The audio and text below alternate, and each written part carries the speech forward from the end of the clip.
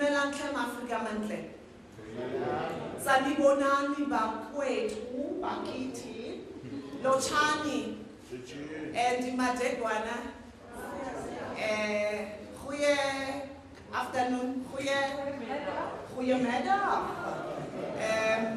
Kaufelatsona. I'm not going to observe your protocol. Lucky me. We are in somebody's home, this beautiful home, and we are lucky because we are going to be welcomed properly. Then we can throw our shoes out and let the hair down and start to enjoy ourselves. Please help me as I welcome the acting CEO of the Freedom Park, Ms. Jane Mufamadi. Thank you, ma'am.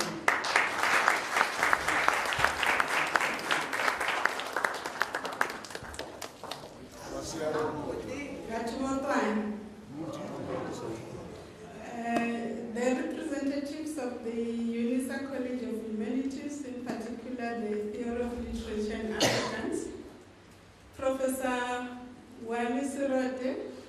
I know his many things, but I prefer to call him the former Chief Executive Officer of Freedom Park. Professor Oliphant, I also know his many things, but I prefer to call him the former advisor and also the co-editor of the book that we're just about to launch next week on Tuesday. It's really for me also a special honor because the two are basically my mentors. So today I stand here in front of them and I hope they are proud of their product. I also want to greet all poets that are here, the organizers, members of the media, ladies and gentlemen. We are gathered here today under the shade and in remembrance of the greatest statesman this world has ever produced. Tata Mandela was not just a hero of the struggle against apartheid and colonialism and the father of reconciliation in our land, but a national and international icon of humanity and freedom. But for us as Freedom Park, he was more than that because he was our patron in chief. And the concept of freedom, the concept, basically the foundation of this space where we are, it's basically credited to him. As we learned through his guidance about the concept of freedoms, what is this concept? What does freedom mean? Is it freedom to, freedom from? What is it? There were many lessons that we learned from him, but in particular we also learned about the three principles that he lived by. One, freeing yourselves. Two, freeing others. And three, serving others all the time or every day. So these are some of the lessons, and hence we're saying this wonderful initiative, the 67 Poems for Freedom, by Africa's greatest distant learning institution, UNISA, would not have been better placed than here at Freedom Park. I think they had that, well, they are a leading academic institution, and I'm sure they've got many intellectuals, so it's really appropriate that they thought Freedom Park was the best and appropriate place. Because here at Freedom Park, all the elements, the space that we have, even the buildings themselves, tell the story of the hard struggles that South Africa had to endure for many centuries. And we know that thousands of people paid the ultimate price for the liberation for this nation. Therefore, we gather here today on Mandela Day. We really are drawing inspiration, not just from the lessons and the space, but what many other people like Mandela had to endure, but also drawing lessons from the kind of person that Mandela was. One of the greatest values that distinguished Mandela from his opponents was his attitude towards other people. He valued every human being with great respect, irrespective of their differences. It is the same values that bequeathed Mandela to the rest of his life and to the world, Because of these values, the world took and owned him. He was not just a South African. He was a people's person. He was a world icon. Speaking of these values, for example, Fidel Castro, the former president of Cuba, had great respect for Mandela. And you could understand why. The personal attitude of Fidel Castro towards the people he holds with esteem remained the key to the fanatical loyalty he inspired. Through his leadership, Castro, like Mandela, ensured that even during the epic of the struggle, all his wounded enemies would be given medicine and care, the same way that he treated his own soldiers. Whereas, on the other hand, Batista's soldiers would kill Castro's wounded fighters and not give them the same care. In that way, the morale of his opponents went flat, and thus they joined the liberation struggle and ensured that Cuba also won their freedom.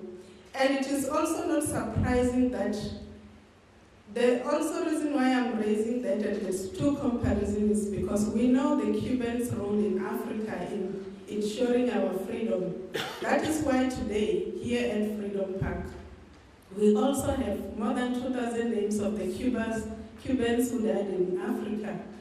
But the great thing about them is that after they won, they didn't ask anything. They didn't took away or made any demand, because their assistance had no strings attached.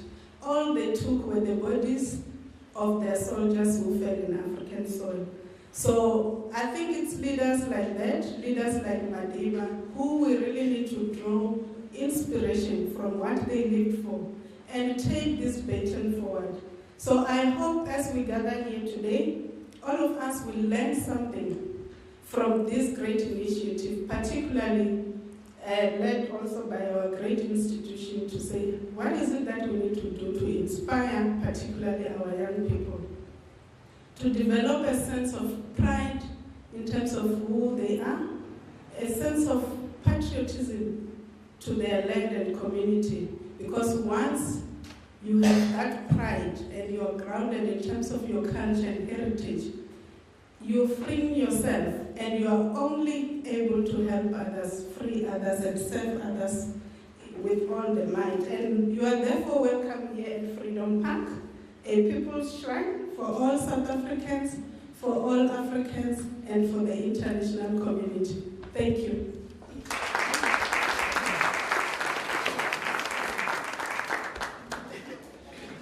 And now to address us, please help me to give a round of love to Ndate Wale Serote.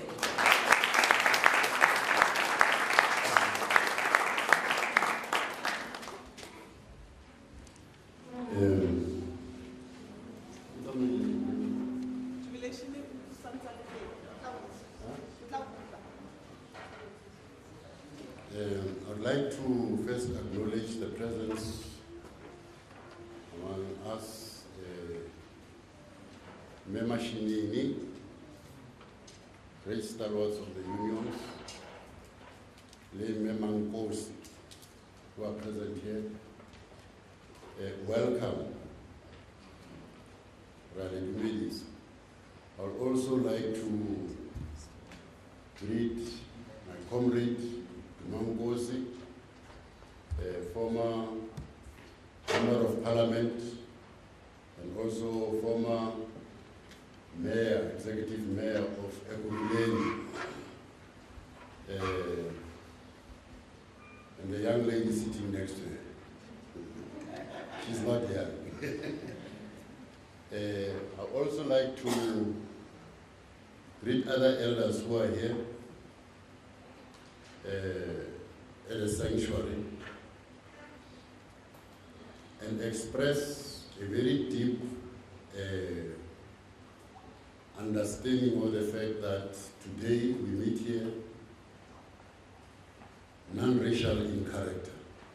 It's not often that we are so. So I would like to say to those people who are white in this audience please let us find a way to mobilize other white people so that we can always be together. In the national holidays, many of them, I'm understanding almost that some of them will be cut off. But let us find a way to hold hands and to remember that this country was given to us through deep sacrifice and through bloodletting. As we were building Freedom Park in those days, a slogan emerged: freedom was not free. How true? Very true. Many people laid their lives down. Our country, it was said then, is soaked in human blood. It was also said that there are many people who are walking in this country deeply wounded because they were fighting against a very strong system of apartheid. And we must remember that what we were fighting for. At the end, really, we were fighting so that there should be something called a non-racial, non-sexist, and democratic South Africa. We're 21 years old now. Everybody, I think, has bought into that understanding. We still have to find a manner to make that walking, that understanding, to walk the streets of this country properly. I say that because you'll still find a place where only black people live there. And you'll still find places where only colors live there. You'll still find places where only Indians live there. And some places whites only. I believe that if we are inspired by the fighting spirits of the likes of Mandela, the likes of Bommema Shinini, the likes of Bommeng and Osimwe, we will know that we cannot keep only criticizing government for delivery. We have to fold our shirt sleeves. We have to form non-government organizations, non-profit organizations, community-based organizations with specific tasks which they must perform in the communities where they are found. So that when we then criticize government, we criticize because our hands also are dirty, we are working. Now you can't stand with very clean hands, having done nothing, and spew vitriolic criticism against government. And by so saying, I'm not wanting to defend anything that government is doing which is wrong. As nationals of this country, we have the right to criticize government. But I'm saying, given the fact that it is a very, very young country, it becomes very important that as we formulate the criticisms against government, we are also complementing some of the positive things which the government has done. I was sitting next to Mema Shinini there. She has been in detention. She has been tortured, all kinds of things. Why? Because she was participating in the creation of COSATU in this country. It's not so long ago, since the past, I'm sure 2-3 years ago, we're all burdened with the fear that COSATU may completely disintegrate. I was sitting next to her and saying, it does seem that in the past 3-4 days, COSATU has been able to create a common point of reference.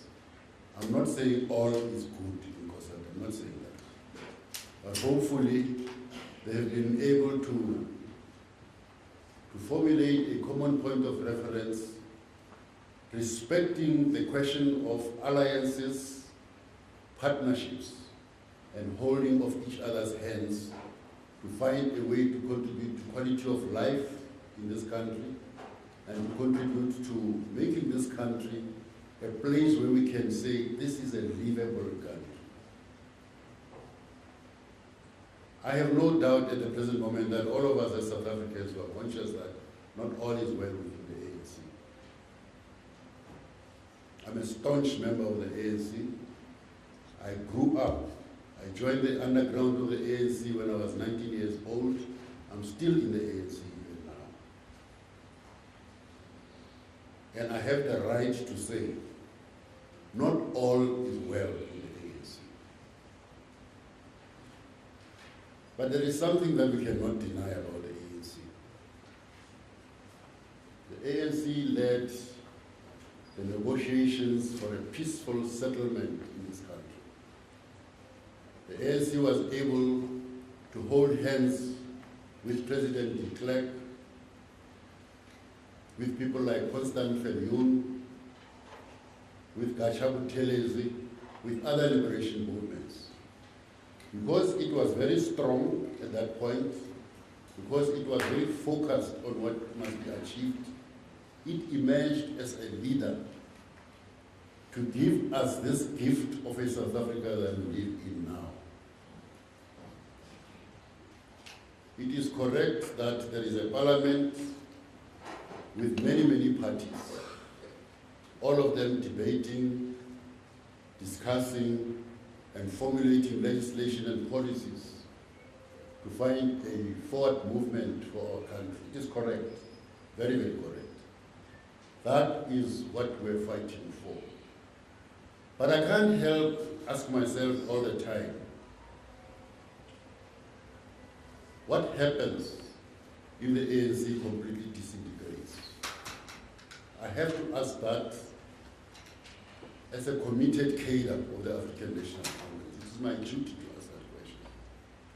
And not only to ask that question, but also to formulate possible solutions, to find a manner, together with other comrades, to formulate possible solutions to that country. We do that in the spirit of Nelson Mandela. Let me go back a bit. When you look at the period around 1952 or the Defiance Campaign, we should, as South Africans, ask ourselves, what was it that informed the Madibas of that time to embark on the Defiance Campaign? The results of the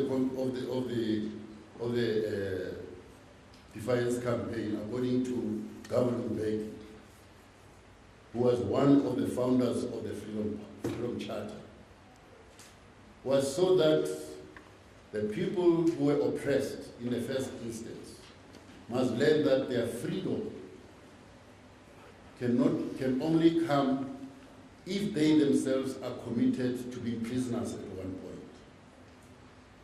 If they themselves are committed to being disciplined cadres.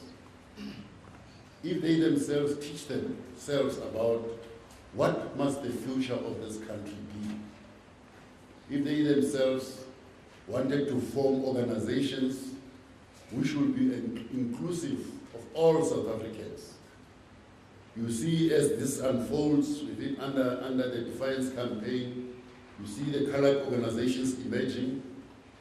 You see the Indian organizations emerging. You see white organizations emerging, African organizations emerging, and all of them coming together. On the basis of that coalition, which was called Congress of Democrats, emerged with the Freedom Charter.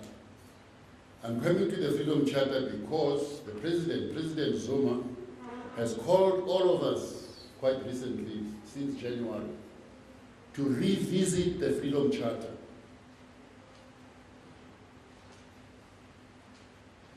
To reflect what is it that gave birth to the Freedom Charter, what have we gained from the Freedom Charter. I stand here confidently to say we have one of the most outstanding constitutions in the world, and it was in no doubt inspired by what those two stalwarts stood for, Mme Mashinini and Mme Mankosi. Then they were young women. I've presently spent a lot of time around the late Ruth Mumbai. And when I discovered that when she joined the ANC, she was 25. When she passes on, she's 89. And in all that time, she was in the ANC. I look at both Mama Shinini now, I look at both Mankosi, and I think they too must have been young, beautiful women at that time. With their beauty, with their youth, they stood firm in the trenches and gave us the Freedom Charter. And that Freedom Charter has today given us the Constitution. And I arrive at speaking about the Constitution because my view about the Constitution is that when there are protests, demonstrations, delivery, protests, electricity, water, about roads, about housing, about rights of children, about the rights of women, about the rights of men, about rights of families. It is absolutely correct that that should happen. Absolutely correct. This is the way this Constitution is going to be tested, whether it is for real. You must not be told by Americans or Europeans or anyone else in the world about what this Constitution is. That Constitution must translate. It must translate to the quality of life of all the people of this country. If it does not, we must subject it to scrutiny. We must not be afraid to say we made a mistake somewhere. This Constitution must do this and that to resolve the problems that we have. Because there are young people who are here,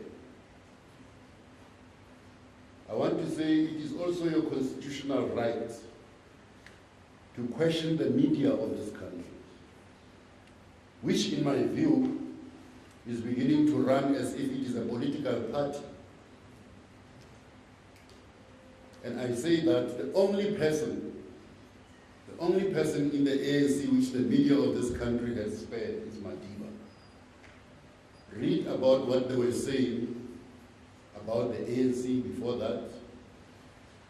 Read about what they were saying about O.R. Tambo, the person who was the president just before Madiba. Read what they are saying about the presidents after Madiba. Read about the presidents after Madiba, like Thabo and Jacob Zuma. Read about what they are saying. You know, we have arrived at the equation here. And I'm talking to the young people. Don't take what I'm saying to be the ultimate truth, but I'm saying let us now develop skills to examine, to question, to want the best for ourselves. There is an equation here which says ANC equals to corruption. There is an equation here, if you read between the lines, which says ANC equals to ineffectiveness and inefficiency. There is a saying here which says ANC equals to no delivery. Every step that the ANC is taking now is wrong. If it is wrong, then the ANC must suffer for that. I don't believe that in 21 years after ruling this country, everything that the ANC is doing now is wrong. So what are those things which are positive, which we must salvage as young people of this country? Because I'm talking about your future now.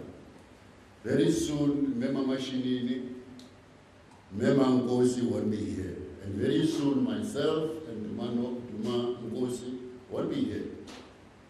This young woman who was here, they'll be in the forefront leading this country. They cannot lead this country if they are unable to read between the lines of what the media of this country is saying. Presently, the media in this country has shifted hands. Not so long ago, it was in foreigners' hands. It was funded by foreigners. And it practiced foreign policy on South Africa. Has it changed? Many people like Mema Mashinini and Mema Mankosi fought for the freedom of the press in this country. And Dumankosi and we defend that even now. But this media of this country must take responsibility also. It cannot say it is beyond our comment.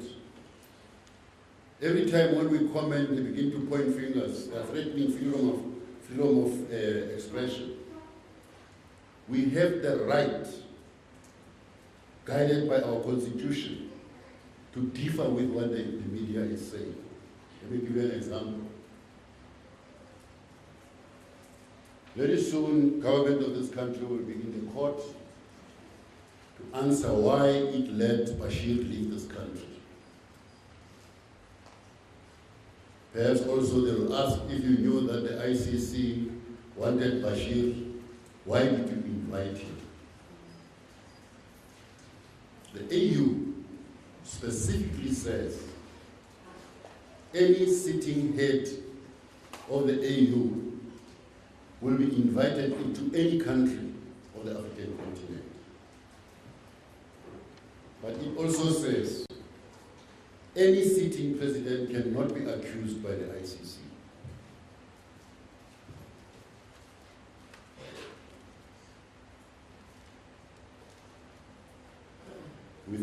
I have listened very carefully when the judgment was given, and the judgment was based on Roman Dutch law, which was founded by the people who conquered this country, which is practiced by our lawyers.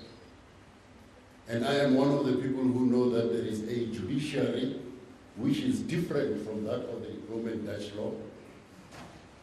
I am also understanding that the founding of the AU must be founded on the basis of almost differentiating itself from the tenets of the Roman Dutch law. I am saying here that the young people who are in this room, as they learn about the laws of the world, let us also find African spirit and intellectuality of judiciary. What does it say? For instance, study what the Rwandese did when they were faced by genocide of their people. They came out with Gacaca, discarded the Roman Dutch law, and they have been able to solve on the basis of Gacaca. Gacaca meaning we sit under the tree and talk about our problems. They sat under the trees, literally, and went through the whole disaster of the genocide and sorted it out. I am asking that is one very important point of reference that you must refer to. Because at the present moment, again, when you say African, it may easily mean backwardness. Natalia knows that I can go on and on. She's been saying to me. Let me obey her. She's the program director. By closing and saying, let us welcome the young poets. The only thing I can say to the young poets is that I understand that they are beyond my comment, but I volunteer that I am not beyond their comment as an elder in this country. I subject myself to their scrutiny, and I'll listen very carefully to them. Thank you.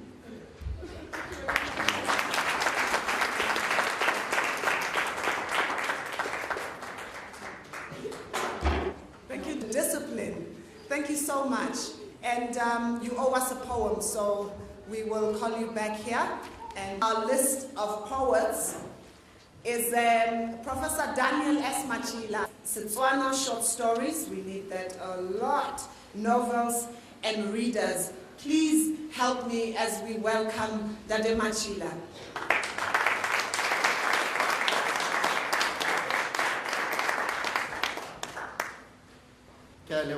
Program Director.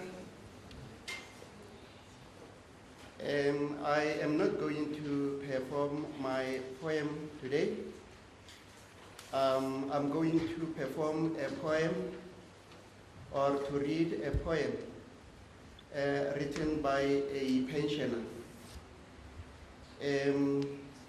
What I'm doing at this point in time is to invite young people and pensioners, especially those who were teachers, to write books. We have actually received more than 23 manuscripts. We have produced about 6 books at this point in time. If I'm not only looking at Setswana books, we have produced more than 25 books, taking into consideration that we have been doing this in isiNdebele, isiZulu, isiXhosa, Sesotho, Setswana, and all the other languages in South Africa. I'm going to read this poem by Mokate David Mutwakai, and the title of the poem is Mokankara Kuno Yo Madiba. And then I'll just read the first stanza, and I know it is in Setswana, and maybe give an adaptation in English for those who do not understand this. Mokankara wa bana ba thari enso goroga ka pula re nelwe di pula ya medupi pula ya mabele di kgomo le batho se alafanaga bana ba thari enso ba sale ba letile diatla phatlheng ba beile ka tsholofelo ngwaga some tse dipedi le bosupa tsholofelo e salang e phirimisiwa maloba jale e phirimisiwa ke bopelompe ba rwarang tlatlana ba ithaya baneng ba garantsho e tla phirima ka ba e latlhetse moleting o lefifi le mena le disenyi bana ba gana ba rita ba re ba gologang segodimo bontjwa re lapa melala pelong tsa bona tsholofelo e sa thabising ditlhong e agile bona ga se bontjwa ke baepa le mena. Adaptation. Welcome grade 1 to the people of the Black Hide and bring us rain. Let the incessant rain come down. Rain for sorghum harvest, for cattle, for people, lavisher of lands. People of the Black Hide have long been waiting, looking forward to your coming and full of hope.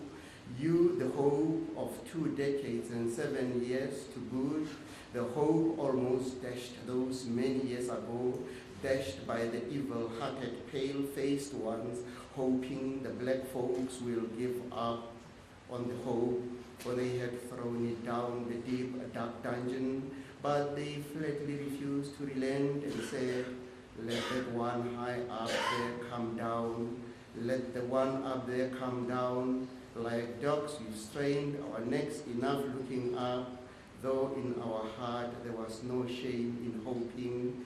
We are not the dogs in those conspirators against humanity.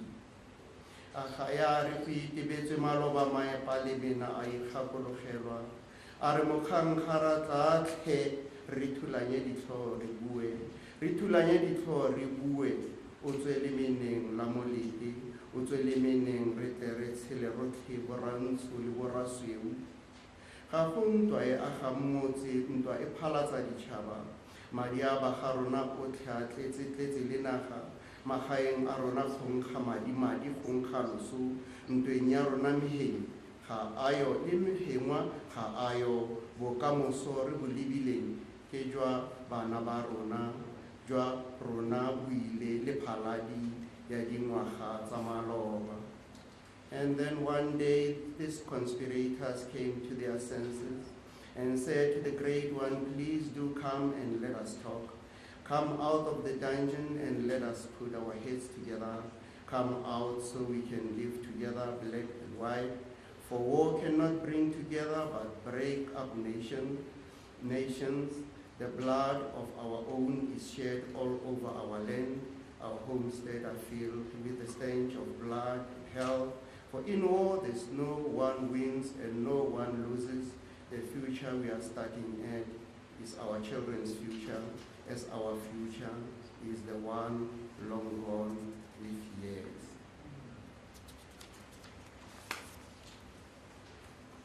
Mokankara kuno yo madiba wa thoka go iteba, wa thoka go iteba wa leba tshonopego ya bagaeno, kuno ya bopa maropeng ntse la yone la utlwala.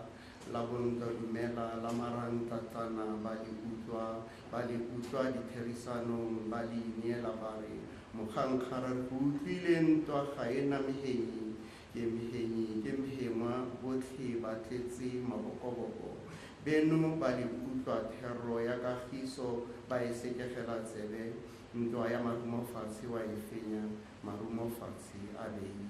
Grade 1, reddish brown Madiba bull acted without concern for self, but with selfless concern for your people suffering. Kuno rode across the winds of war, and the pale-faced warlords took trembling one. They took note and submitted to your call to talk, saying, we heard you, great one. There are no winners in war, for war ravages both the winner and the loser. Also did your people heed your sermon for peace, and you won the war for truce with your own weapons, long surrender.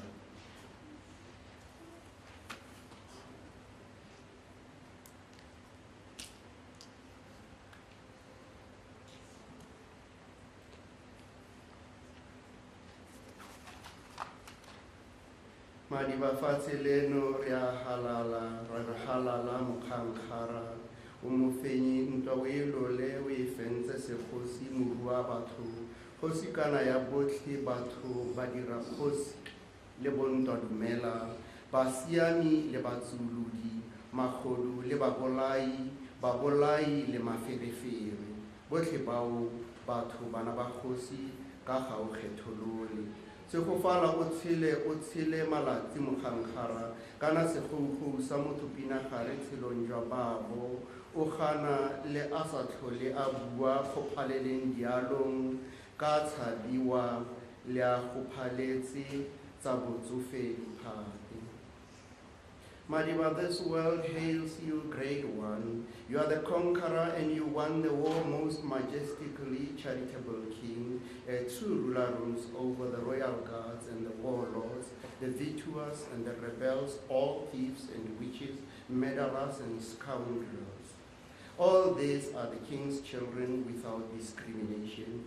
We bless you largely, and may you live for us days without end, great one. For even at his most frail and decrepit, man remains live pillar to his own, even as he lies speechless on his dying bed, his aged sickly frame is still held in awe.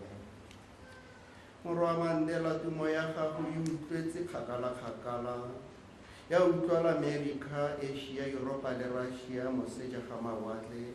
Pelonomi ya gago ya nna kalafa ditšhaba more wa tlhoko ya ntwa tšhaba tsotlhe tsa gago tsa go rolela kola ya tshepe ka o le tlhako ya pele Afrika Borwa magetleng a rwala serodumo ka boipelo ka wena ra ipela ra kanola dihuba ngwana wa mmu dibolalotha wa puso ya batho ka batho Afrika Borwa. Son of Mandela, your reputation has reached far and wide, to the Americas, Asia, Europe, and Russia beyond the seas. Your magnanimity healed nations of scorch and wearing. Nations doffed their springbok head to you as befit your pioneer, and you carried South Africa on your shoulders And thanks to you, our chest swelled out with pride, first one among sons of the soil, you first one in democratic South Africa.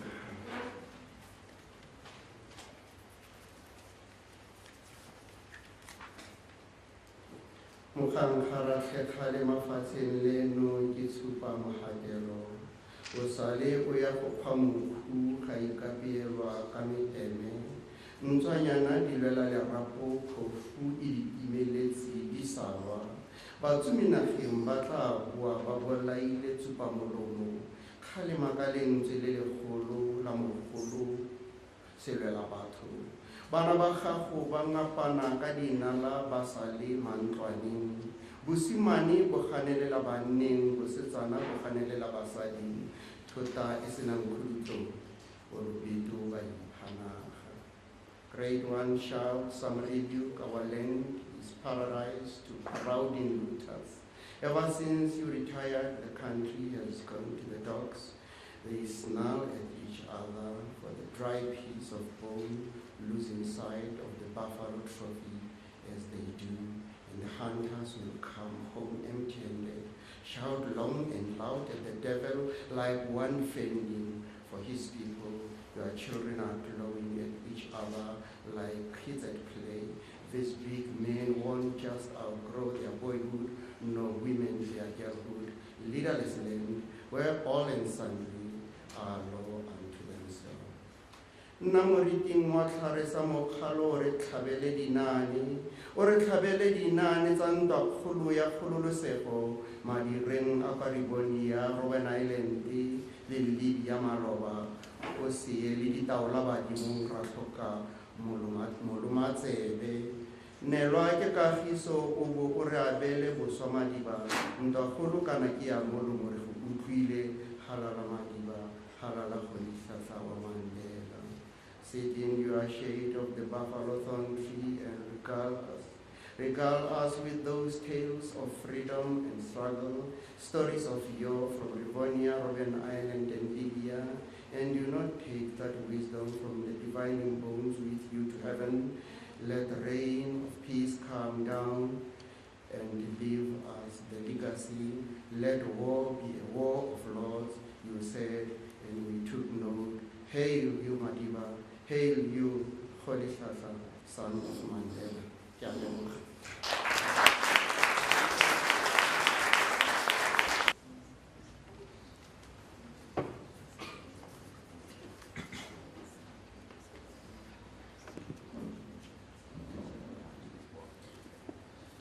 Natalia, ladies and gentlemen, it is an honor to be part of this community of poets, listeners, and readers. I wrote a poem about Nelson Mandela for his 90th birthday a few years ago. The poem has been published in newspapers, anthologies, and so on, and has become one of my best-known poems. Recently, the poem has been translated into English by an Australian poet. I have made 67 copies of this poem, and it is available at the desk at the entrance. Today I will read a new poem with an African perspective. I have studied African history, and I focused on East African countries, Mozambique and also Kenya in particular. And this poem tries to give us me a perspective on Africa and on, yes, just something very special that happened to me. Out of Africa. 'n jong man het 'n week lank die vliegtuig uit 'n olieblik en draad geprakseer en op 'n straathoek te koop aangebied. Hierdie maaksel het iemand aangeskaf. Op die glasblad van 'n tafel laat staan en een foto na die ander geneem. Die volgende dag staan die stuk buite op die plaveisel tussen boomvarens, irisse en 'n koosboom in die blom. Asof hy in die nag uitbeweeg het om gereed te maak, 'n aanloop te vat en 'n verdere reis te onderneem. Ek het hom in Johannesburg gaan haal, stewig in my kattebak staan gemaak en versigtig die pad huis toe aangepak.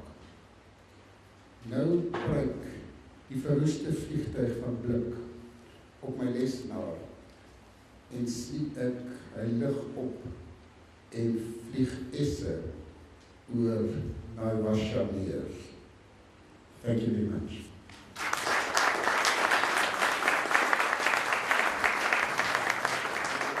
Favorite poets.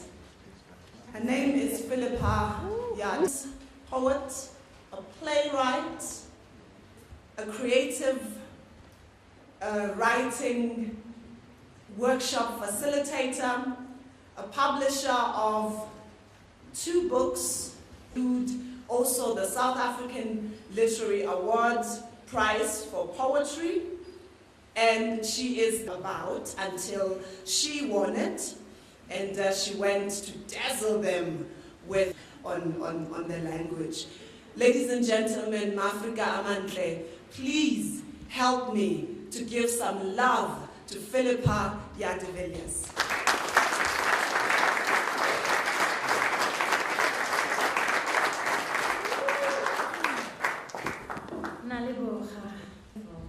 Part of this event. I didn't win the Commonwealth Poet.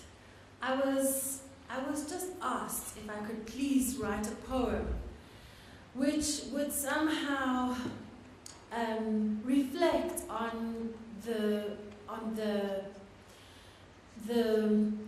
contribution of Nelson Mandela to the Commonwealth.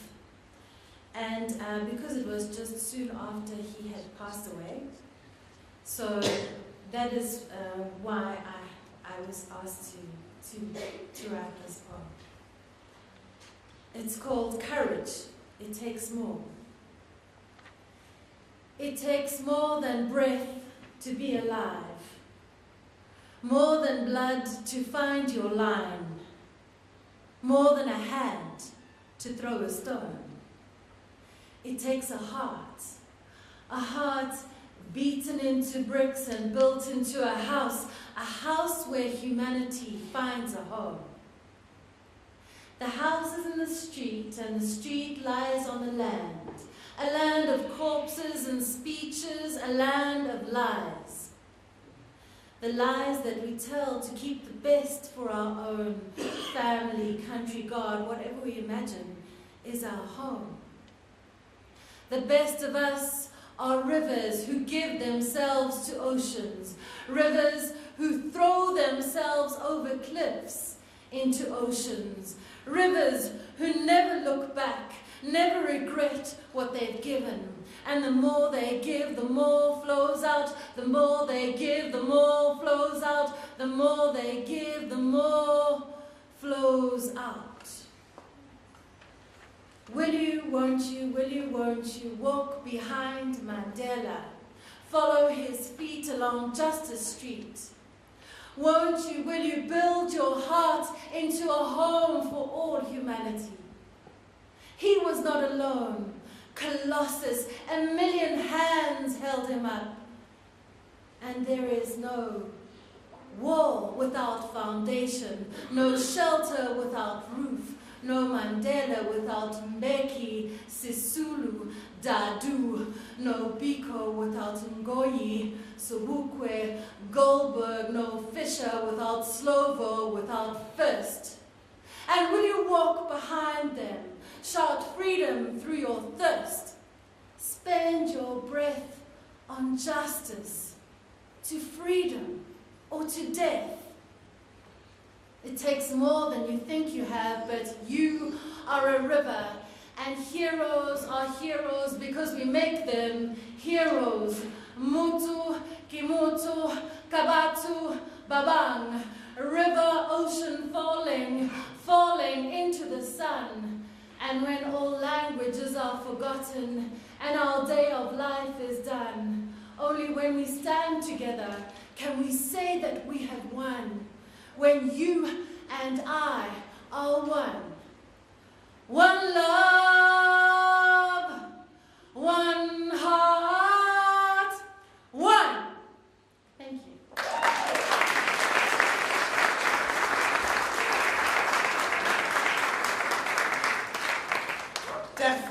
Definitely one. Thank you so much, Philippa. Next, in Pretoria, as we create a space for culture, as we grow and we create a poem-filled Pretoria. I drop poems in ballot boxes like voters queue to make their choice. I'm loud, I raise my voice like candidates, campaigns, complaints. News channels confirm riots where placards rise like speech bubbles. The people need a leader. The people need a leader. To lead us not into corrupt chaos where songs of half freedom rock the boat and we forget the graves we left along the road. And maybe South Africa will get a name when we return from giving lives to gold mines. Freedom is cruel. Freedom is cruel, it left us peddling dreams and writing poems. Now we recycle recitals, memorizing lines like celebrities on cocaine. Freedom is cruel. Freedom is cruel, I saw it televised. Freedom was tied like a rope on Solomon's neck. Now freedom is a rainbow nation with cut and paste anthem, political rhetoric, capitalist emblems.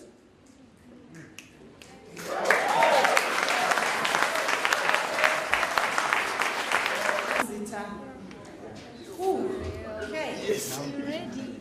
I know I'm eating into your break, but your break is only 5 minutes anyway, so. Very much for the invite.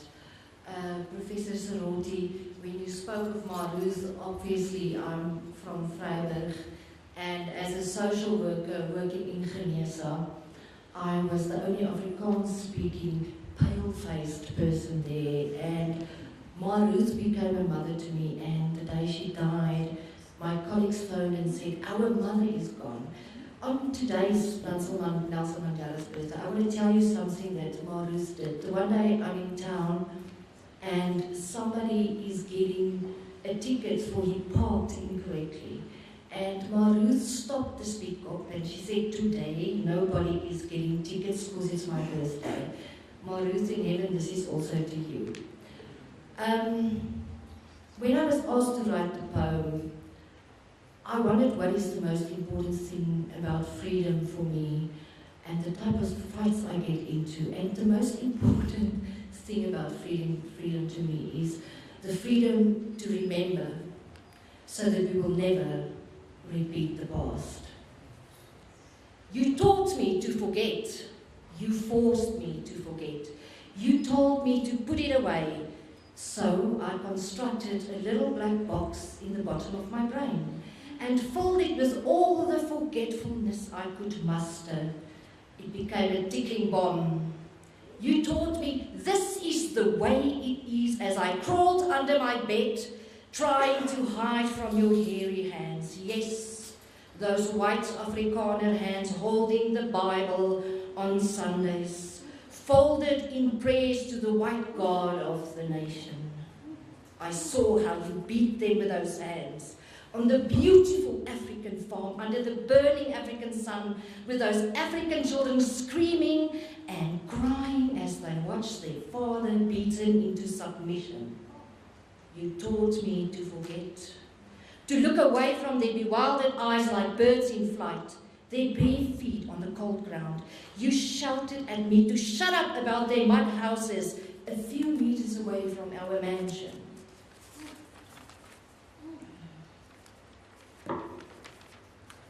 You told me to stop asking stupid questions. No, they do not need toilets, they have the bushes. No, they do not need electricity, they love campfires. No, they do not need running water, the dam is 20 meters away. And anyway, you cannot give them everything, they will become lazy. You said, just forget it. I put it all away in that little black box until now that it is exploding. Now I am reminded of Sina Mahomogwe in the kitchen, washing your filthy seed of guilt off my lily white skin. And under the skin crawls all that I had to forget. It shapes me, it makes me who I am. I am fat with all the memories that came back to me. I am nauseated by them. I vomit words on paper in defiance. I will never forget again. I am free to remember. I am gathering my memories. What you did to me, you did to them. You say it has been 20 years and more. Why are you still on about it? I will not forget. I am called to remember. And as I crucify myself with all these memories nailed to my being, I shall resurrect a new country.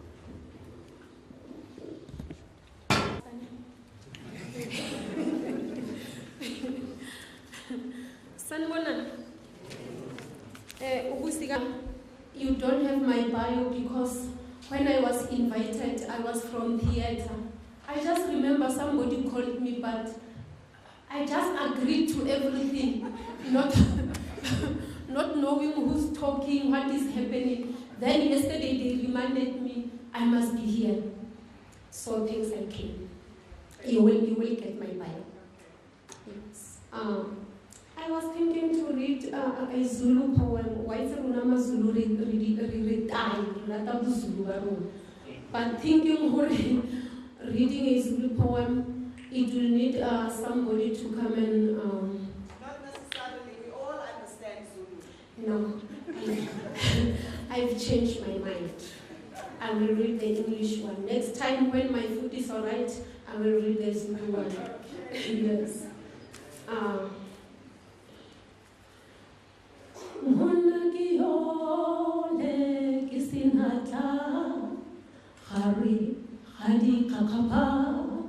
Nelson Mandela,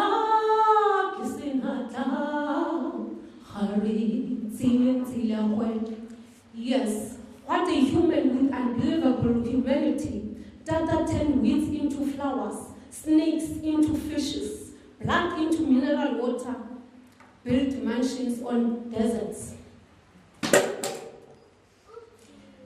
Okay, darling. Can someone show me the mine which produced this deterring stone? It's a precious stone with amazing history. He is a great man whose achievements are bigger than the continent, his vision taller than Mount Everest. What a great and greedy leader who took the world to greener pastures of freedom, land, and wisdom. Forefathers, give me a colorful crafted calabash to put poetic rhythm for Dada. Just give me a diamond and gold medal. I will hang heroic words on Dada's strong neck. Give me a chance to sing praises to this fearful creator. Listen. Just listen to that sweet melodic voice of love, peace, and freedom. Dada, I still hear your voice of encouragement. Feel your hand walking us to freedom land.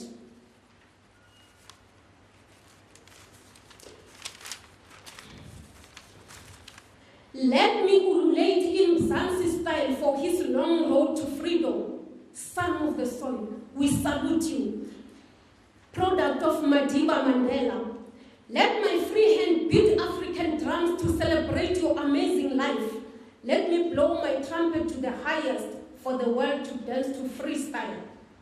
Let the world applaud Dada's gesture. Your voice is brewed in our eardrums. Your name will always be on pen and paper. Ngithi nwelo olude wena nsizwa kaMadiba kaMandela Sithanda sonke. Halala Madiba halala.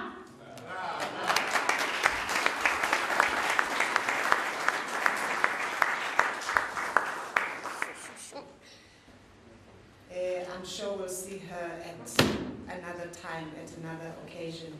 Before we take a short little break, guys, it's 5 minutes proper.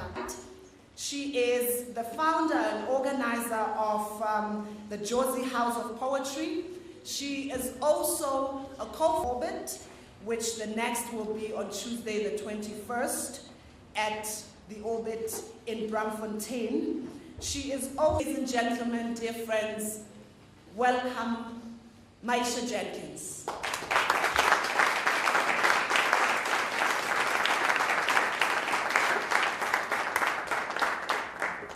I always do this poem because people don't think about this when we talk about freedom.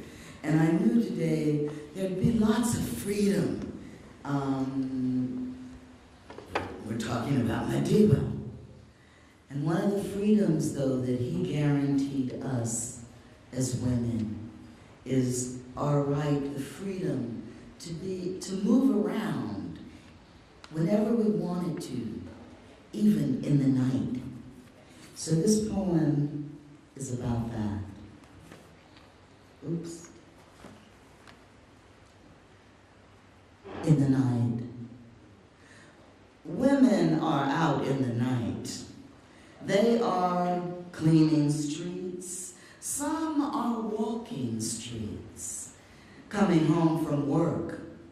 Others are working, answering a call, rushing to the hospital to bail someone out of jail, getting the forgotten loaf of bread, running from here to there, going to hang with the girls, enjoying the freedom of the nightclub, relaxing from a hard day of taking orders, sunny side up by tomorrow, in stilettos, dressed to kill, with glistening lips looking for kissers.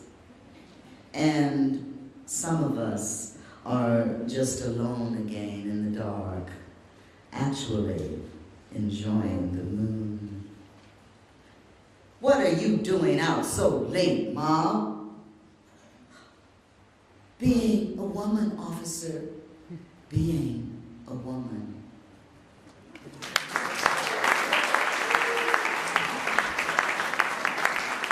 So I'm sure Ms. Mashamini can tell us lots of stories about women moving around in the night. Thank you.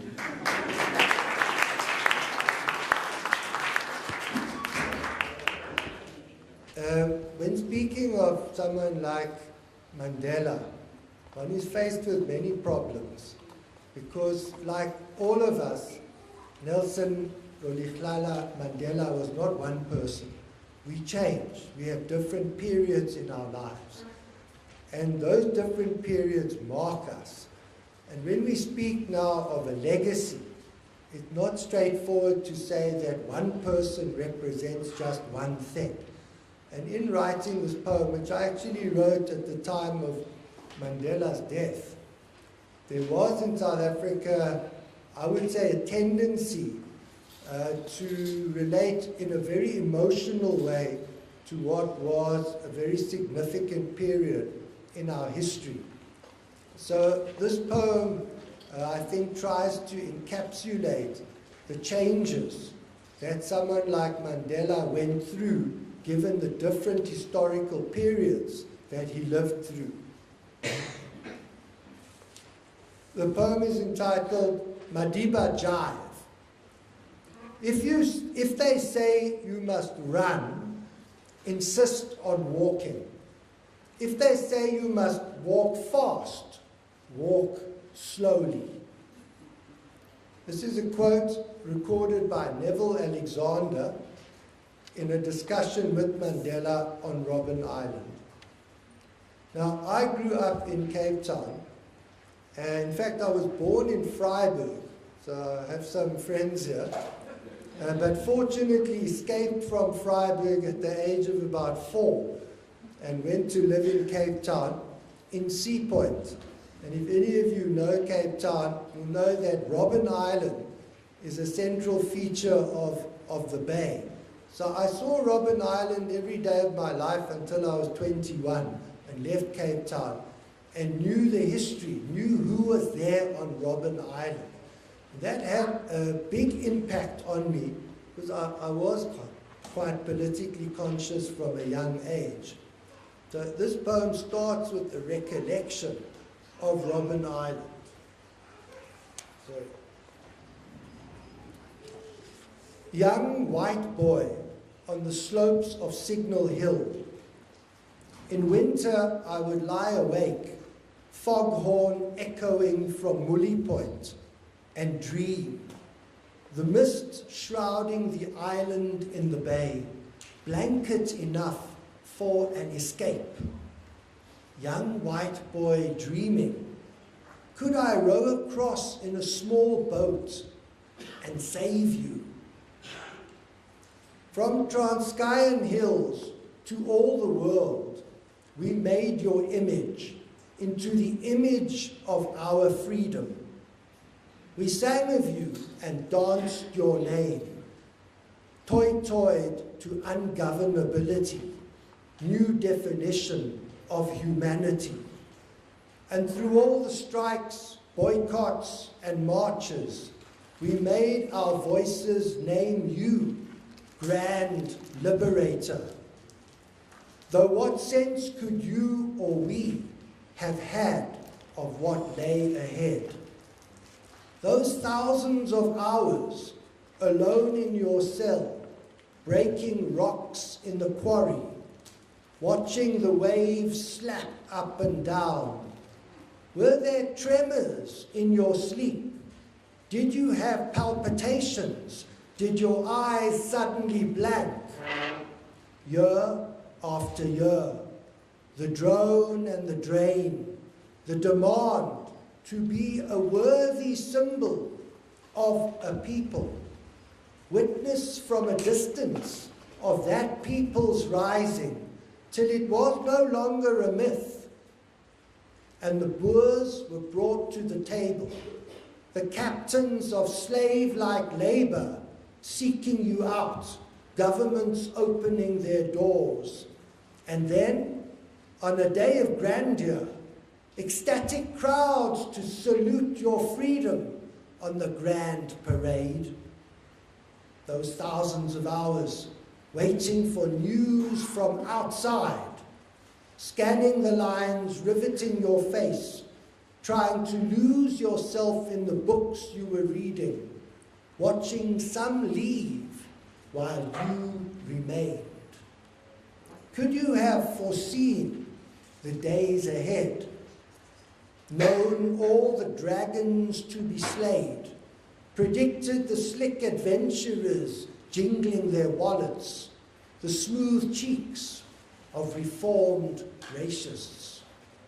Could you have prophesied the Third Force and its savage campaign, the Golgotha of Codessa, the volcanic blood of Chris Hani, and then the fly past of apartheid jets, sound booms for your presidency, the world come to celebrate.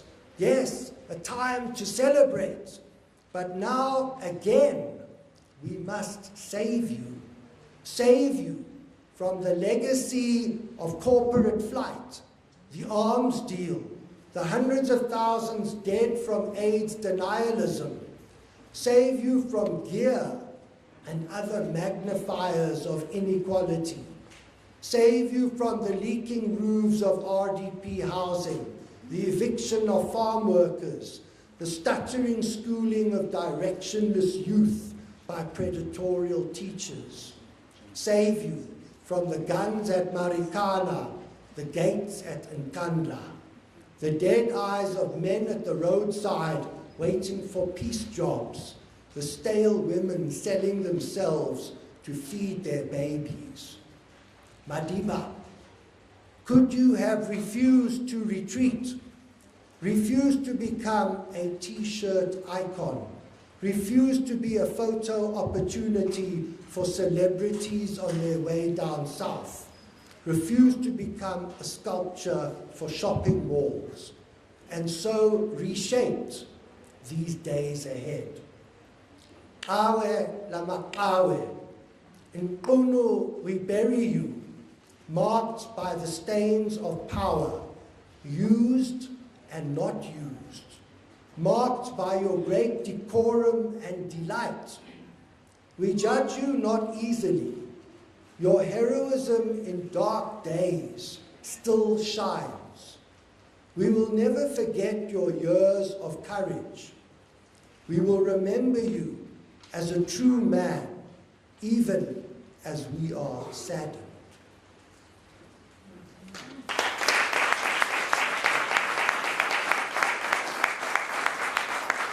In the English Studies Department at UNISA, as well as in the USA. He is the author of a poetry collection, Sunnyside Nightwalk, published by Get, available in 2015. And he did not tell you that he completed his PhD in South African spoken word. Raphael Dabdon.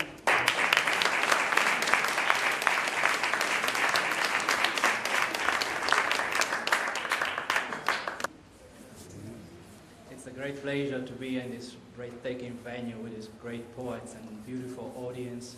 But before I read my poem, allow me to pay a special tribute to a person that is here today, Emma Mashinini, because when I first came to South Africa, one of the first books I read was Strikes Have Followed Me All My Life, and still today is one of the most inspiring life stories that I've ever read. So I'm humbled to stand here in front of you today. Thank you. If you haven't read this book, The Two Lions.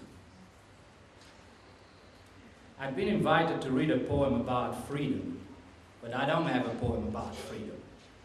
All I have is a story about two lions. When we were kids, we used to go to a bar to play video games and see the lion. In the backyard, there was a 20 square meters cage where Nick, the owner, kept a lion called Tony. He fed him with meat scraps and pasta, but mostly pasta. We sat in silence and watched Tony eating. His clothes had been cut off. His teeth were yellow and weak, and he had sad, beautiful eyes. In 5 years, we never heard him roaring nor saw him walking. He was always lying down, either dozing off or staring at some distant, imaginary place. One day we went to the bar, played a few games and waited for Nick to feed Tony, but he didn't. "Nick, why are you not feeding Tony today?" we asked. "He went back to the sauna," he said. We went to the backyard to check. Tony wasn't there. We never saw him again. In 1992 I came to South Africa, a land where a lionized freedom fighter had just been released from his cage. When I saw him on TV, I thought of Tony for the first time in 10 years. His broken clothes, his fragile teeth, and his sad, beautiful eyes.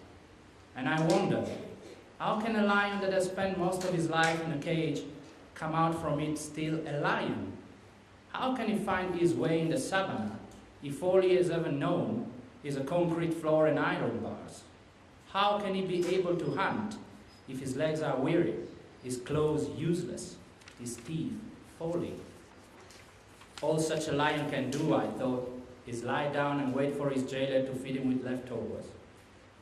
The old South African lion was clawless and had armless teeth and sad, beautiful eyes.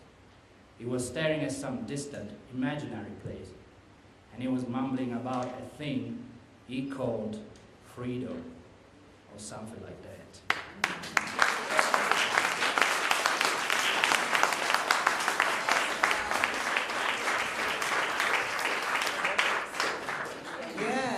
Thank you so much, Raphael.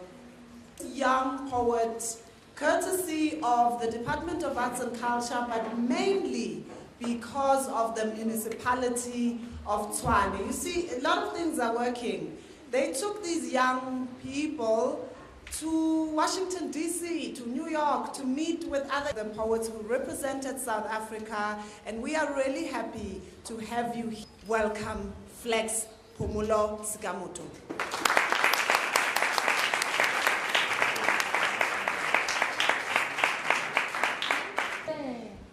Before I share my poem, I'd like to share a few questions by Ben Okri, if they are coming. Okay, maybe I'll share the poem first.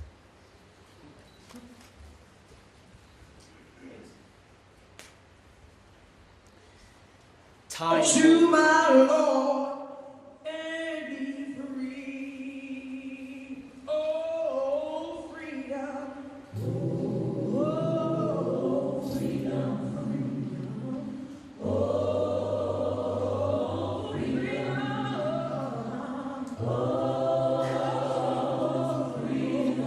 over me. Over me. And before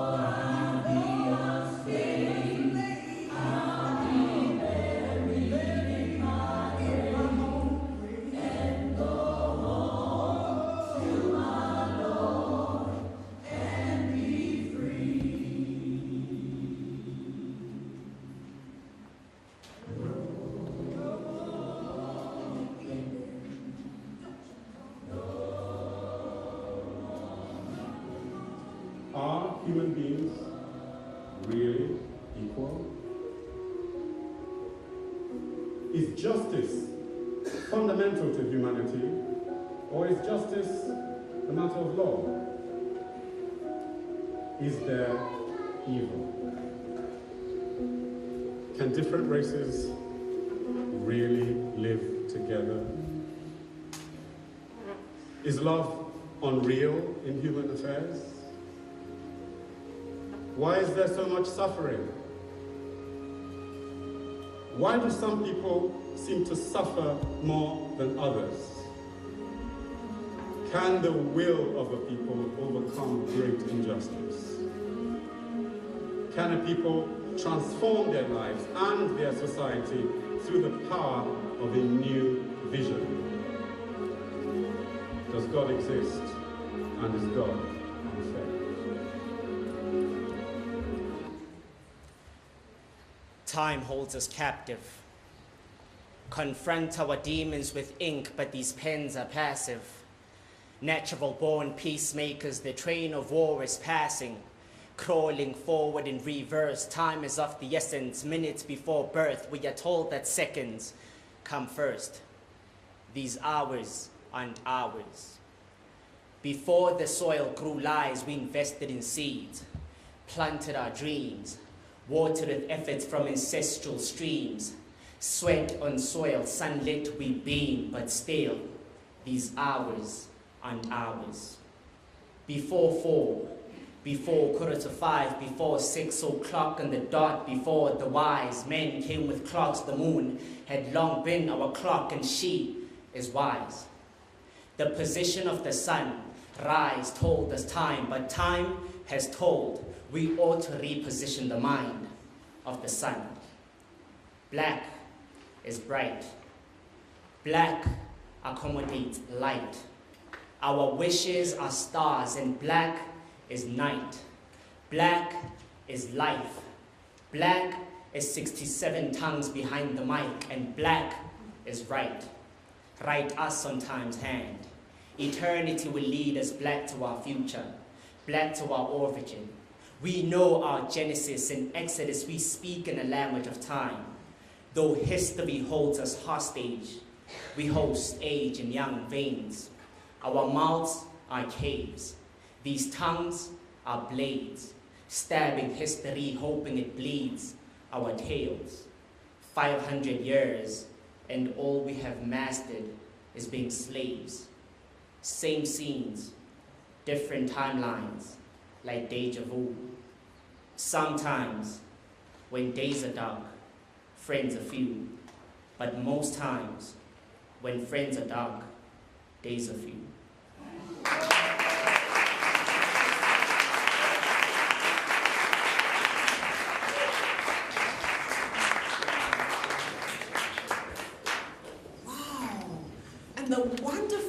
wonderful thing about being here today is the thoughts of different generations. He's just made us think of something really profound, yeah? How he twisted that line. Thought-provoking, right? Thank you so much, Flex.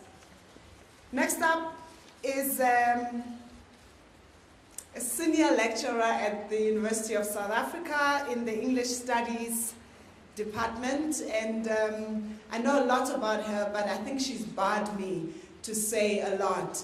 But here's another daughter of the African soil who has contributed so much in the arts, in humanities, in development. Please help me as I welcome Dr. Naomi Nkeala.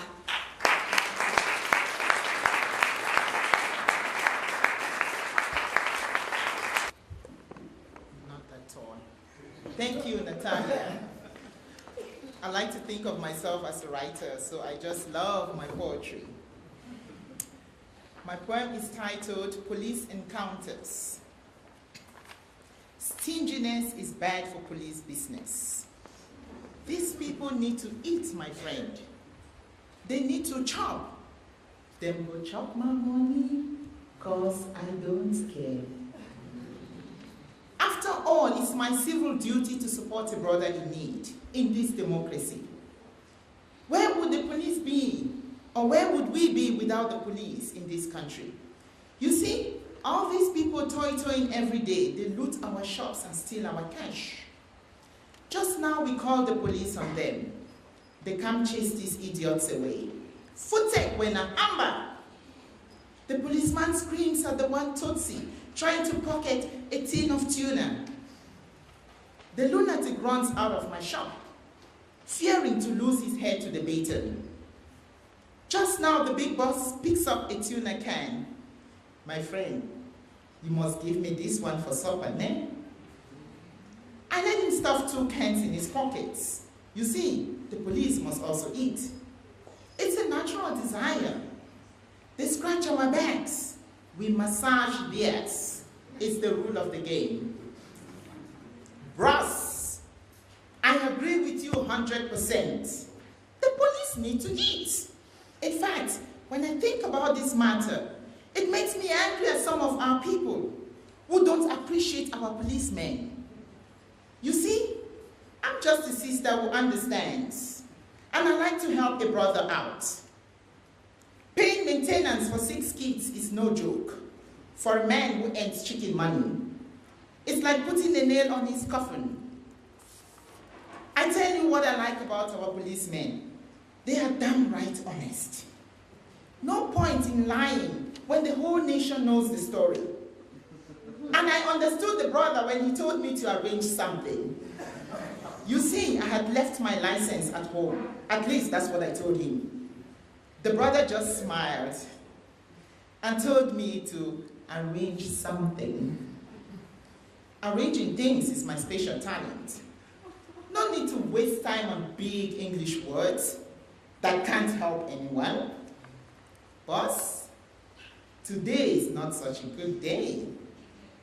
But here's something for cold drink for the sun. Next time, big arrangement for you. The hand that shook mine was gloved with mighty gratitude. Sharp, my sister, drive safely. I love it when a brother shows appreciation. For appreciation is a two-way traffic. You do for me, I do for you, life goes on. My people, I like the way you collaborate with our police friends. For sure, these men have to eat. Food keeps the body alive, you know. And food comes in different shapes and quantities. You see, I have this African backside, a natural ATM, African trademark. Then I met this policeman, and he couldn't keep his eyes off my behind. I did not apply for police inspection, but he gave it to me, free of charge. On the freeway to Limpopo, police stops and checks are things I'm used to. But a full body scan from a luscious man's eyes is something I wasn't anticipating. Ma'am, step out of the car and open your boot. He says to me after taking my license. His face had seriousness written all over it. Girl, it looked like I was a native. So I stepped out graciously and catwalked to my boots. Policeman looked at my ass, and the expression on his face changed. Did you say you were coming from Joburg? I didn't have to open the boot anymore. Why delay in checking boots when you can get some booty? A man needs to eat to keep alive. This job is hard. The sun tattoos your skin, and the dough is small change.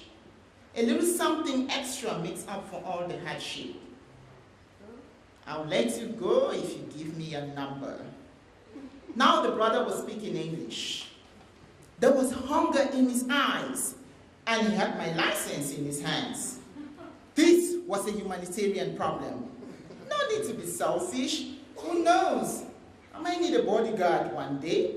So, my people, I like the way you collaborate with the police in this democracy. I too am a collaborator. Thank you.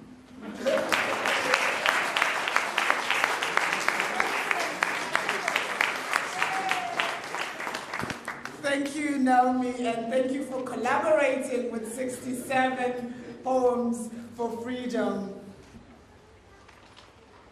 I have listened to your heart, full of anger, full of anxiety. I am trying to trace where all the sadness begins. And it begins from the day you decide to step down, look into the past, and follow it.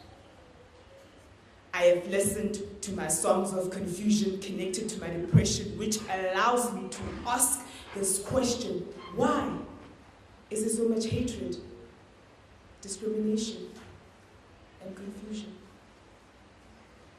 I've been drowned in dark waters on my own. I am forced to look out for backstabbers, liars, and racist acts. My heart has gained strength from those that let me compose the bruised elements of my soul that I have grown.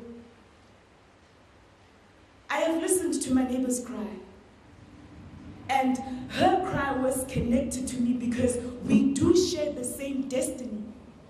But the salty water blocks our vision from seeing poverty, rape, and anger ending. The story of life seems so endless, which draws me to the question I need to ask the rapist: is this splendid? I have listened to many stories of oppression. This pastes anger and anxiety in the Creator's eyes because He didn't make mankind to be so unkind. I have listened. I have listened.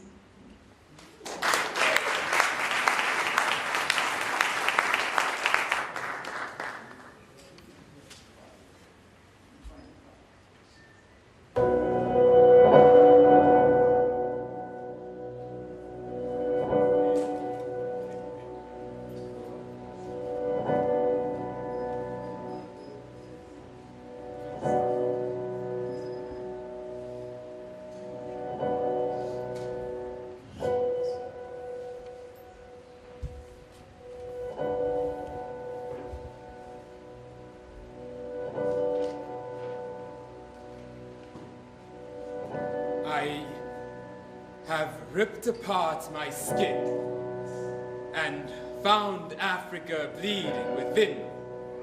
I've seen the images you posted of my mother and her children on my organs from the inside. My stomach is lined with pictures of my siblings and their full moon bellies draped over exposed ribs, and you still dance to marimbas like hunger was not their origin. Laugh at cartoons playing rib cages like xylophones because our earth is so full we had no place left to bury them.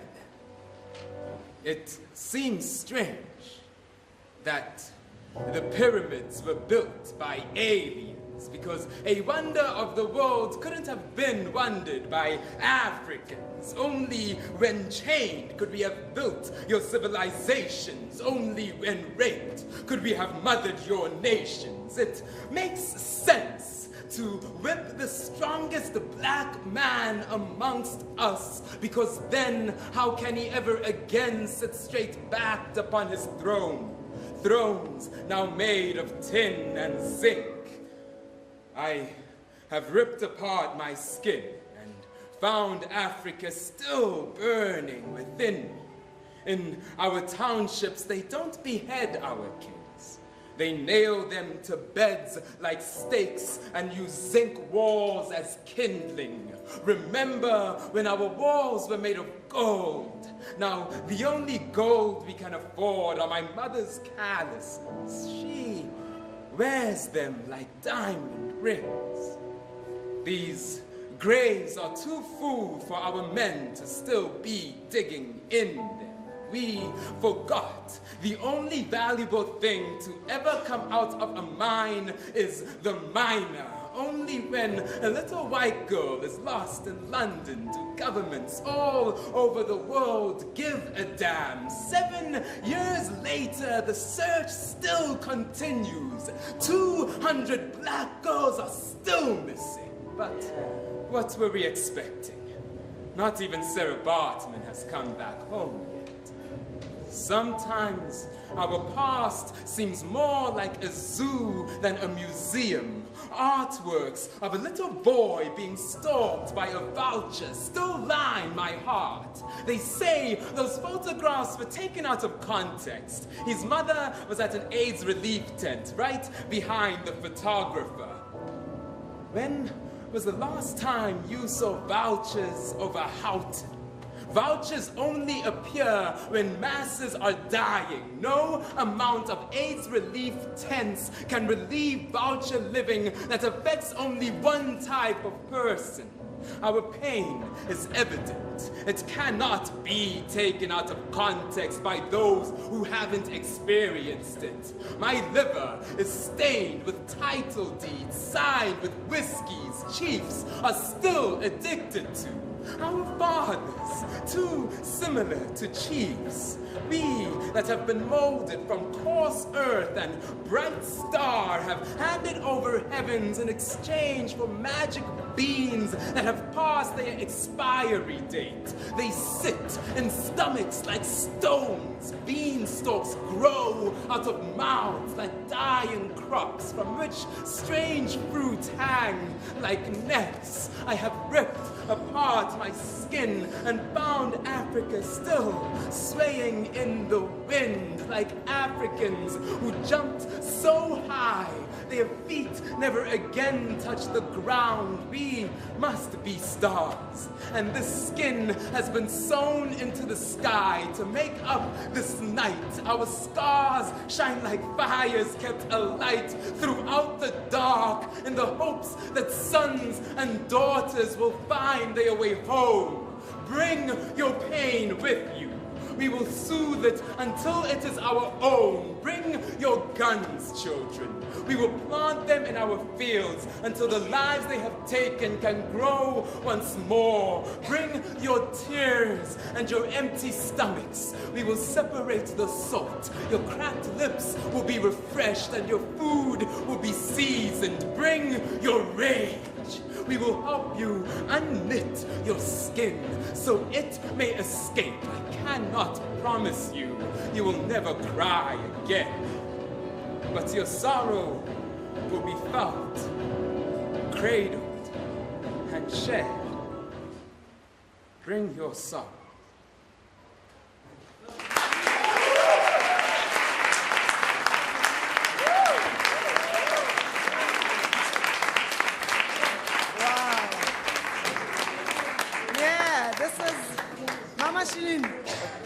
Mama Shinin, this is what South Africa is birthing. Barry, the greatest treasure to come out of a mine is the... Khadija Tu, we just say Khadija, but Khadija Tu Doine is an African diaspora citizen of the world, born with a sense of humor. Why? Because her ancestors' journey from Africa into the Caribbean and South America was way too treacherous. A poet, singer, songwriter, and drum percussionist, she travels and performs her work called Sex, Lies, and History.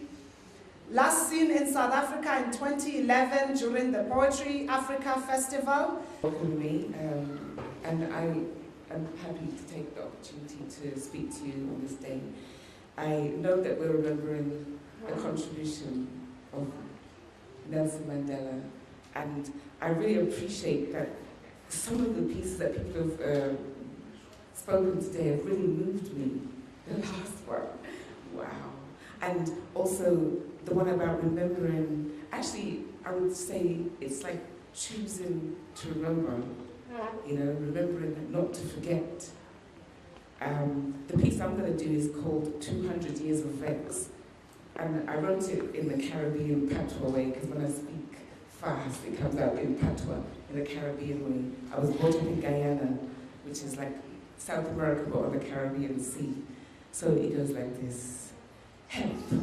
Tell me why some people want to play tricks with my mind. Why they want to take my strength and turn fool with my kind. Them not happy if me live good and no want to see things fine. Come and smile like an angel till them devil side unwind. As you know, me not no idiot and no suffer fool kind. So take a full half of me in if you want to see the sun shine. To say me vex is a real ratted understatement. And I do prefer the love that lives inside my heart. But the truth reveals big lies hidden under the carpet. Why do not teach me poorest because of them enslavement? Them find Africa green and lush but take superior and complex. Greedy tricks use chicks to rob, thief, kill off man. In Europe, they don't choose in parts for the expansion. In Europe, they don't choose in parts for the expansion. Africa never had crude borders as they don't drown. Till Europe sliced it up like a cake, choosing farmland for them land. Cause one tried to hate another, missionaries pushing their own religion. To this day, WMDs affects us like Katrina and Sandy stormy weathers. Don't you know, in the end, universal law shall reign. The Holocaust happened first in Namibia, then Germany's African domain. It's so ugly, they take out all the facts out of the books. We wrote history so things look pretty till its history is lost. Only black history now, flagging up some facts, but the schools them falling short. Young people, them hurt and isolated with no glorious past. Only colonial legacy of family breakdowns is where society now pays the cost. Don't you see how rain falls harder now and man's cries get loud? You have to look for silver lining deep down inside dark cloud. And while the music plays and saves us, I chant and I sing these words that when our minds are fed the truth, then we are freer than the birds. When our minds are fed the truth, then we are freer than the birds. When our minds are fed the truth, then we are freer than the birds.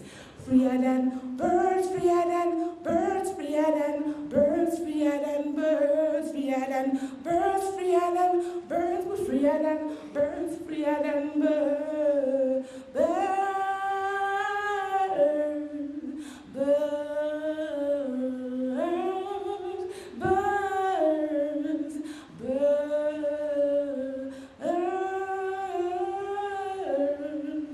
birds. But them not know, we're freer than birds, freer than birds, freer than birds, freer than birds, freer than birds, freer than birds, freer than birds, freer than birds, freer than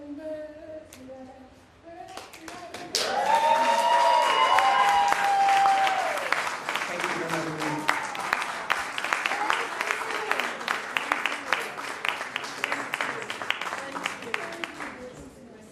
And yes, I believe that we have fed our minds this afternoon. And the freedom of that mind will make us, just as she says it and sings it, freer than birds. Yes. We have come to the end of our program. I can't believe you actually are still here. Oh, I love you. Please give yourselves a round of applause. A star. an island, a story spotted with questions, a universe, a moment, a world drinks a name as honor. You will be an imposing monument and a tiny grain of drifting sand, ululation and anger bubbling on a people's tongue. You will always be mirror, be new ground, be reference, be vision ahead. I wrote this poem when Nelson Mandela passed away. And I didn't want to read all of it, but you know, there is ululation, there is anger, there is question, and we must own it, and we must acknowledge it, and that is how a man is honored, I believe. And we love him. It's his birthday today, yeah? So the person who's coming here is a very honorable person who is actually supposed to be the last person to speak. So after he's spoken, that's it. Until next year. He gave us the opportunity. He's one of the people who's given us the opportunity. Of course, with colleagues from here, Bontate Madibe, hey, yeah, I'm telling you. I want to do three things. I just want to make a couple of brief remarks. Then I'll thank everybody, and then I'll give the last word to poetry. I'll end the day with a poem. You know, Mandela had a great sense of humor. Came out of prison, people thought he would be bitter. He wasn't bitter, but he had an incredible ability to see the absurdity of various things. When his biography was launched in Johannesburg in the early 90s, was invited to the occasion. It was full of South Africans, of course, in the media. Everybody was waiting for him. So he went up to the podium, he made a couple of remarks, and then he referred to the Rivonia trial. He said during the Rivonia trial, because it was dragging on and it became tiring, during the lunch breaks, he used to take a nap on the bench in the passage. And the constable of the court came up to him and said, "Hey, Mr. Mandela, wake up. The place to where you are going, you'll have a lot of time to sleep." So in that difficult situation, he could still see the humor in what his captors were saying to him. This morning or this afternoon when I arrived here, the SABC wanted to know why are we having this occasion? What is the relationship between Mandela and poetry? And I said to them, look, Mandela has inspired a legion of poets in South Africa, in Asia, in the Americas, and across the continent of Africa. And in the early 1990s, two of my friends with whom I worked at the Congress of South African Writers, there is Rax Chiokwa, many of you will know him, and Richard Bartlett. They compiled a collection of poetry called Halala Mandela, in which all this poetry, mainly in English, there are some translations from other languages, was compiled. I wrote the introduction and Nadine Godiman wrote the foreword. And last year we were at the Nelson Mandela occasion at the Center for Memory, and Professor Ndebela mentioned that he's not so sure what the relationship between Mandela and literature is. So that was what provoked the comment that I made. And in fact, there's an enormous body of literature that has been inspired by him. And even that volume, which was compiled, which is about 400 pages, does not contain all the poetry that has been written on him or inspired by him. So, so what? Poetry is work. The Greek word for poetry means to make something. In other words, you're not just here sitting and relaxing. And I said to them, it is the inspiration, the creativity that you associate with Mandela as a statesman and a politician. He could see long before all his other comrades that the way out of the crisis in South Africa is to negotiate. In fact, he wanted to negotiate at the Rivonia trials, but his radical comrades said, no, we're not going to negotiate with our oppressors. We are going to overthrow them. So it took a long time for him to exercise that option. In fact, he had to be removed from his comrades from the island so that he could pursue something which he would have wanted to explore much earlier because of his sense of creativity and imagination. So that is why we do this. People need homes, they need clothing, they need food, they need all the material things that are necessary for life, but without mental stimulation, without the power of creativity, all those things would be essentially meaningless. And this is where literature and poetry and these types of exchanges enhance our freedom and expand our freedom, in fact. And furthermore, it's quite well known that the literature and the arts, music, film, dance, these art forms were in the forefront of the struggle for liberation in South Africa. When political oppression made it impossible to organize politically against apartheid, community art centers and various groups used the arts to create consciousness about oppression and to mobilize the international world in support of apartheid, in support of the struggle against apartheid.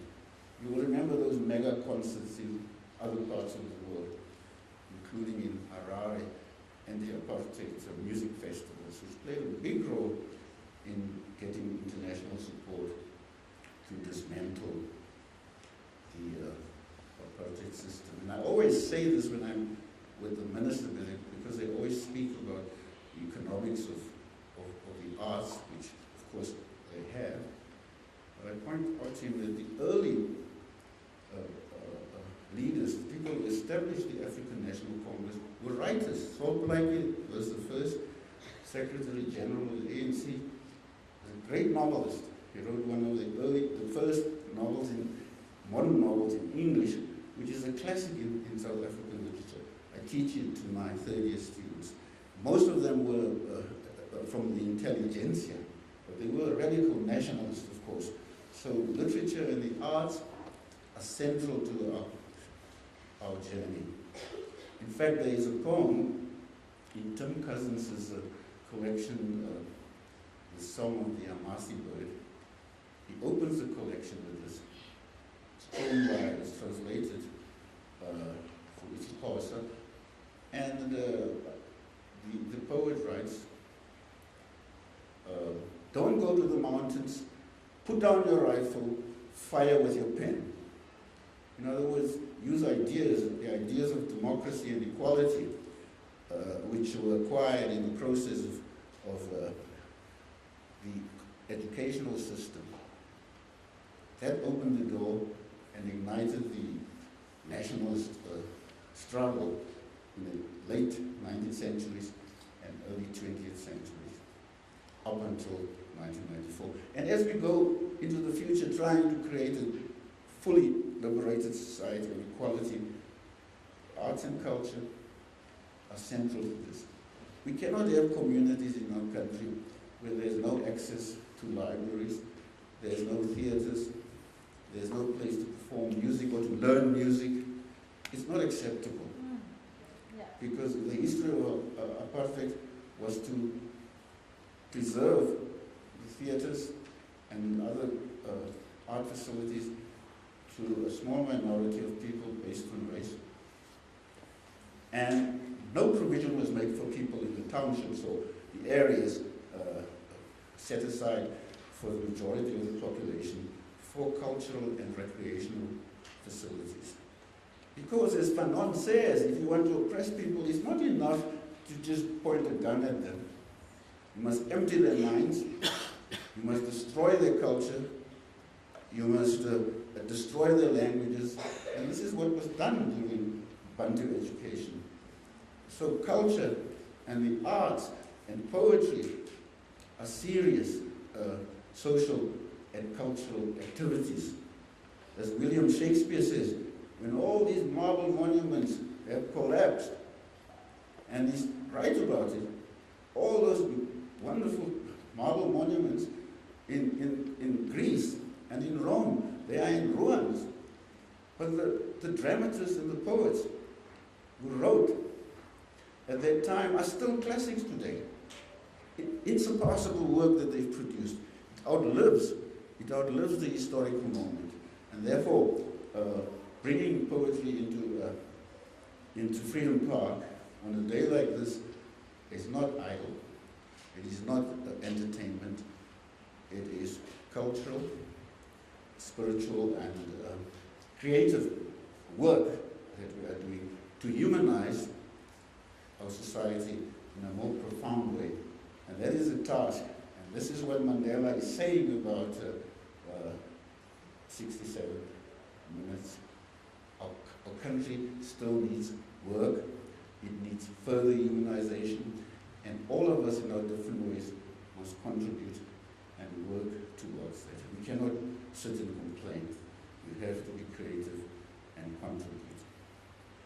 Now, after that sermon, I would like to thank the CEO, Jane Ufamadi, I don't think she's here, for hosting this event and for suggesting that we probably do it annually. I'd also like to thank Professor Wally Soroto. He's not here. We have a long association going back to the 70s. And we worked for about 18, 19 years on conceptualizing Freedom Park. And we've just compiled a book, The Making of Freedom Park, which will be launched next week. It is titled Unfractured Freedom Multiplied. Is it crossing the street? It is crossing the street and a river, some say. In any specific way, some think. At any particular moment, on any given day, without reserve or trepidation, freedom uncluttered is a clearing. It is a way of walking upright into the future. But Beggar postulates that freedom is work. It is a hairdressing salon and a barbershop, vanity postulates. Let's agree to disagree. The enemies of freedom evade. It's nothing specific. It's not a peculiar or strange thing, the mystic's muse, except for the fact it is unfurnished with fear. The earth is stone and fire, it knows. The sky is wind and water vaporized. Freedom smiles. Freedom is thirst. It is the body. It is bread. It is hunger, the starving say. It is the head held upright on the neck, dreaming all day. It is the shoulder and arms, the torso, lips, abdomen and legs. It is the hands and feet of feeling and reason. It is part of everything. Stone, microbe, flower, tree, insect, rodent, antelope, and ape. It is the measure of life. Is it the measure of life? Life asks. Is it the overreach of calculation and ambition? Is it madness? Is it the work of time? Is it the lip and the tongue or the teeth of a mouth? Is it a language yet to come? Is it the fragile flight of thought headed deeper inward? Is it a question written upside down? Is it an answer without beginning or end? Freedom, having set out ahead of history, asks, is freedom the fruit of happiness or sorrow? Unfractured freedom is the explosion of clear blue skies and ringing primal cries. Thank you.